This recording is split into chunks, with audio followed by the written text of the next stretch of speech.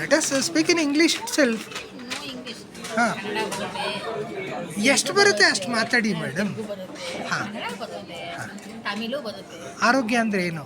ಅದಕ್ಕೆ very important ಬೇಕಾಗಿರೋದನ್ನ ಮನುಷ್ಯನಿಗೆ ಬೇಕಾಗಿರೋದು ಇಂಪಾರ್ಟೆಂಟ್ ಬೇಕಾಗಿರೋದನ್ನ. ಆರೋಗ್ಯ ಅಂದರೆ ಏನು ನಿಮ್ಮ ಪ್ರಕಾರ? ಆರೋಗ್ಯ ಅಂದರೆ ಏನು? ಆರೋಗ್ಯ ಅಂತಂದ್ರೆ ನಾವು ಇರೋಗಂಟೆ ಚೆನ್ನಾಗಿರ್ಬೇಕಂತ ಒಂದು ಆಸೆ. ಅದು ಹೆಂಗೆ ಸರಿ ಆಗುತ್ತೆ, ಹೆಂಗೆ ಬರುತ್ತೆ ಅದು? ಅಂದರೆ ಕೆಲವು ಟೈಮ್ನಲ್ಲಿ ಯೋಚನೆಗಳಿಂದನೇ ಕೆಲವರಿಗೆ ಆರೋಗ್ಯ ಕೆಡುತ್ತೆ, ಚಿಂತೆಯಿಂದನೂ ಕೆಡುತ್ತೆ, ಚಿಂತೆ. ಮತ್ತೆ ಅಕ್ಕಪಕ್ಕ ವಾತಾವರಣನೂ ಕೆಲವು ಟೈಮ್ ಹಾಂ, ಕರೆಕ್ಟ್. ಅವರ ಔಟರ್ ಅಟ್ಮಾಸ್ಫಿಯರ್. ಹಾಂ ಹಾಂ, ಮನುಷ್ಯನಿಗೆ ಟೆನ್ಷನ್ ಇರಬಾರ್ದು, ಹಾಂ, ಆರೋಗ್ಯ ಮುಖ್ಯ. ಅದು ಊಟ ಒಂದು ಟೈಮ್ ಕಡಿಮೆ ಆಗೋದ್ರೆ ಚಿಂತೆ ಇರಬಾರ್ದು. ಆ ಚಿಂತೆಯಿಂದನೇ ಮೇನ್ ಇಂಪಾರ್ಟೆಂಟು ಆರೋಗ್ಯ ಕೆಡೋದೇ ಮುಖ್ಯವಾಗಿ ಆದ್ದರಿಂದ. ಕರೆಕ್ಟ್ ಮೇಡಮ್, ನಿಜವಾಗ್ಲೂ ವಿಷಯ ಅದು. ಅಂದರೆ ಮಾನಸಿಕ ಆರೋಗ್ಯ ಅದು. ಮಾನಸಿಕ ಆರೋಗ್ಯನೂ ಕೂಡ ಮುಖ್ಯ. ನಾವು ಚೆನ್ನಾಗಿರ್ಬೇಕು ಅಂತ ಅಂದ್ಕೊಂಡು ನಾವು ಭಾವನೆ ಮಾಡಲ್ಲ. ನಾವು ಆಗಿನ ಕಾಲದವರು ಆದ್ದರಿಂದ ಒಂದು ಸ್ವಲ್ಪ ಆಗಿನ ಕಾಲದಲ್ಲಿ ನಾವು 2 ಟೈಮ್ ಊಟ ಕಡಿಮೆ ಬಿಟ್ಟು 1 ಟೈಮ್ ಊಟ ಮಾಡಿದ್ದೀವಿ, ಆದರೂ ಅವಾಗ ಚೆನ್ನಾಗಿತ್ತು. ಈಗ ಎಲ್ಲ ಇದ್ದು ಕೂಡ ಈ ಆರೋಗ್ಯ ಕೆಟ್ಟಿದೆ ಅಂತಂದರೆ ನೆನೆಸ್ಕೊಳ್ಳೋಕ್ಕೆ ತುಂಬ ಬೇಸರ ಆಗುತ್ತೆ ನನಗೆ ಈಗ ಅಂತ. ನಿಮ್ಮ ಚೈಲ್ಡ್ಹುಡ್ ಎಷ್ಟು ಸೂಪರ್ ಆಗಿತ್ತಲ್ವಾ? ನಿಮ್ಮ ಚೈಲ್ಡ್ಹುಡ್ ಎಷ್ಟು ಚೆನ್ನಾಗಿತ್ತು. ಹೌದು, ನಮ್ಮ ಮನೆಗಳು ಹೇಗಿಂದ ಹೇಳ್ತಾರಲ್ಲ, ನಮ್ಗೆ ಇವತ್ತು ನಾನು ಯೋಚನೆ ಮಾಡ್ತೀನಿ. ನಾವು ಅವಾಗೆಲ್ಲ 2 ಟೈಮ್ ಊಟ ಬಿಟ್ಟಿದ್ದೀವಿ ಈ ಮಕ್ಕಳನ್ನ ಸಾಕೋದಕ್ಕೆ. 1 ಟೈಮ್ ಊಟ ಮಾಡಿದ್ದೀವಿ, ಬಟ್ ಡಿಕಾಷನ್ ಕುಡ್ದಿದ್ದೀವಿ. ಇವತ್ತು ಟೀ ಕಾಫಿ ಕುಡಿದುಕೊಂಡ್ರೆ 6 ದಿವಸ ಕುಡಿದುಕೊಂಡ್ರೆ ಇವಾಗ ಆರೋಗ್ಯ ಅಷ್ಟೇ ಇಲ್ಲ. ಅವೆಲ್ಲ ತುಂಬ ಚೆನ್ನಾಗಿತ್ತು, ಈಗ ಅಷ್ಟಿಲ್ಲ. ಅಲ್ಲ, ಅದನ್ನ ಸರಿ ಮಾಡಬೇಕು ಅಂತ ಯೋಚನೆ ಮಾಡಿ ಅಂತಂದ್ರೆ ಅದು ನಮ್ಮಲ್ಲೇ ಇದೆ ಸತ್ಯ. ಈಗಿನ ಫುಡ್ಗಳಿಗಿಂತ ಒಂದು ಸ್ವಲ್ಪ ಯೂರಿಯಾ ಅದಿದಂತ ಮಾಡ್ತಾರೆ, ಅದರಿಂದ ಪೆಸ್ಟಿಸೈಡು, ಕೆಮಿಕಲ್ಲು, ಆಮೇಲೆ ಲೈಫ್ ಸ್ಟೈಲು, ಗಾಳಿ ವಾಟರ್ನೂ ಚೆನ್ನಾಗಿಲ್ಲ ಇವಾಗ. ಎನ್ವಿರಾನ್ಮೆಂಟಲ್ ಪಲ್ಯೂಷನ್ ಆಗೆಲ್ಲ ಚೆನ್ನಾಗಿತ್ತು, ಈಗ ಏನಿಲ್ಲ. ಅವಾಗೆಲ್ಲ ವಾಕಿಂಗ್ ಇರಲಿಲ್ಲ, ದೇಹದಂಡನೆ ಇಲ್ಲ. ಕರೆಕ್ಟ್. ಸರಿ ಮೇಡಮ್, ಈಗ ಎಕ್ಸಸೈಸ್ ಇರಲಿಲ್ಲ, ಅದೇ ಈಗ ವಾಕಿಂಗೇ ಮಾಡಲೇಬೇಕು, ಎಕ್ಸಸೈಸ್ ಮಾಡಲೇಬೇಕು ಅಂತ ಹೇಳ್ತಾರೆ ಡಾಕ್ಟರ್ಸು. ಪ್ರತಿಯೊಂದಕ್ಕೂ ಟ್ಯಾಬ್ಲೆಟ್ಸ್ ತಗೊಳ್ಳೇಬೇಕು ಅಂತ ಹೇಳ್ತಾರೆ.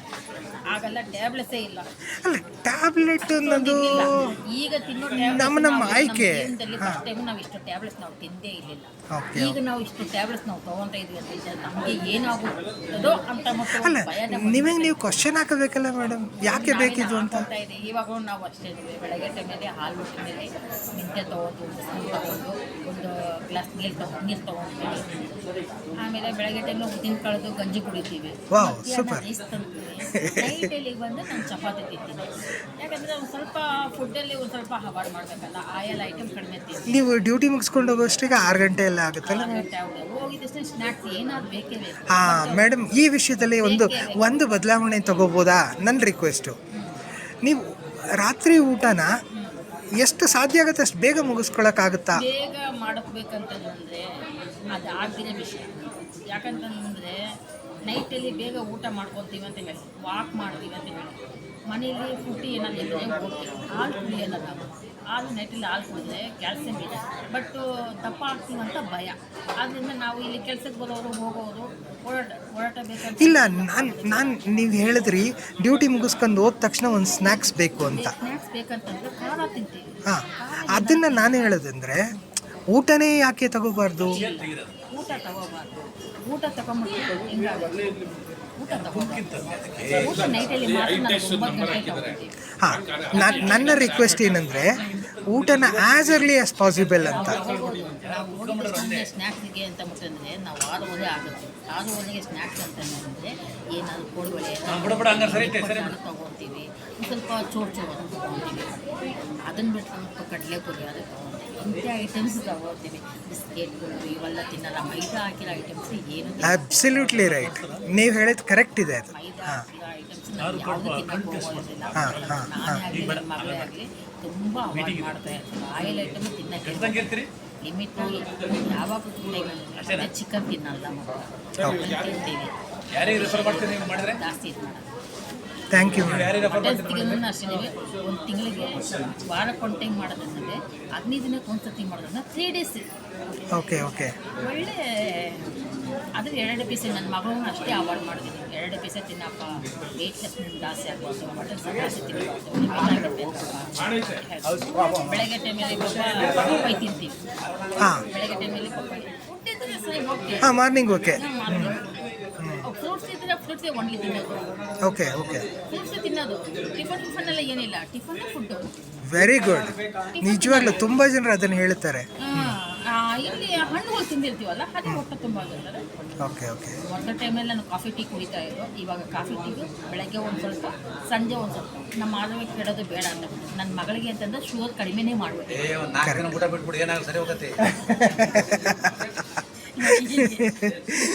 ನಮ್ಮ ಸಾಹೇಬ್ ಹೇಳ್ದಂಗೆ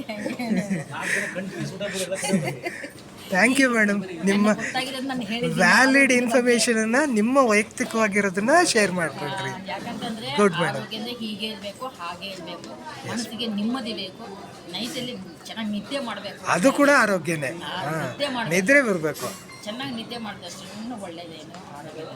ಬಟ್ ಅದರಲ್ಲಿ ಫುಡ್ಡಲ್ಲಿ ಒಂದು ಸ್ವಲ್ಪ ಅವಾಯ್ಡ್ ಮಾಡಬೇಕು. ರೈಸ್ ಹೆಚ್ಚಾಗಿ ತಿನ್ನಬಾರ್ದು.